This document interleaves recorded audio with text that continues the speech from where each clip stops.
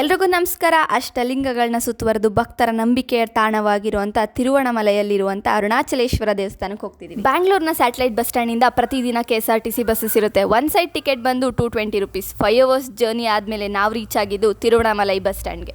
Reach ಆದ್ಮೇಲೆ ನಾವು ಹೋಗಿದ್ದೆ ಸ್ಟೇ ಕಡೆಗೆ. ನಾವು ಸ್ಟೇ ಮಾಡಿದ್ದು ಬಸ್ ಸ್ಟ್ಯಾಂಡಿಂದ 500 meters ದೂರದಲ್ಲಿರುವಂಥ ಮುರುಘಾ ಹೋಮ್ ಸ್ಟೇ.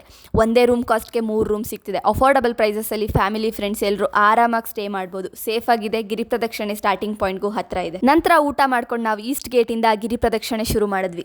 ಗಿರಿ ಪ್ರದಕ್ಷಿಣೆಯಲ್ಲಿ ಅಷ್ಟಲಿಂಗಗಳಿದ್ದಾವೆ. ಪ್ರತಿ ಲಿಂಗಕ್ಕೂ ಅದರದೇ ಆದಂಥ ಪ್ರಾಮುಖ್ಯತೆ ಇದೆ. ಅಗ್ನಿಲಿಂಗ ರೋಗಮುಕ್ತ ಭಯವಿಲ್ಲದ ಜೀವನವನ್ನು ಎದುರಿಸುವ ಶಕ್ತಿಗಾಗಿ, ಯಮಲಿಂಗ ದೀರ್ಘಾಯುಷ್ಯತ್ವಕ್ಕಾಗಿ, ಅಹಂನ ಅಡಗಿಸೋಕೆ, ನಿರುತಿಲಿಂಗ ಆರೋಗ್ಯ ಅಂತಸ್ತು ಮಕ್ಕಳ ಬೇಡಿಕೆ ಇರುವವರಿಗೆ, ಸೂರ್ಯಲಿಂಗ ಆರೋಗ್ಯ ಜೀವನಕ್ಕಾಗಿ, ವರುಣಲಿಂಗ ಜಲ ಸಂಬಂಧಿತ ಕಾಯಿಲೆಗಳ ನಿರ್ನಾಮಕ್ಕಾಗಿ, ವಾಯುಲಿಂಗ ಹೃದಯ ಸಂಬಂಧಿತ ಕಾಯಿಲೆಗಳ ನಿರ್ನಾಮಕ್ಕಾಗಿ, ಕುಬೇರಲಿಂಗ ಆಸ್ತಿ ಅಂತಸ್ತು ಆರ್ಥಿಕ ಸ್ಥಿರತೆಗಾಗಿ, ಇನ್ನು ಈಶಾನ್ಯಲಿಂಗ ನೆಮ್ಮದಿಯ ಜೀವನಕ್ಕಾಗಿ.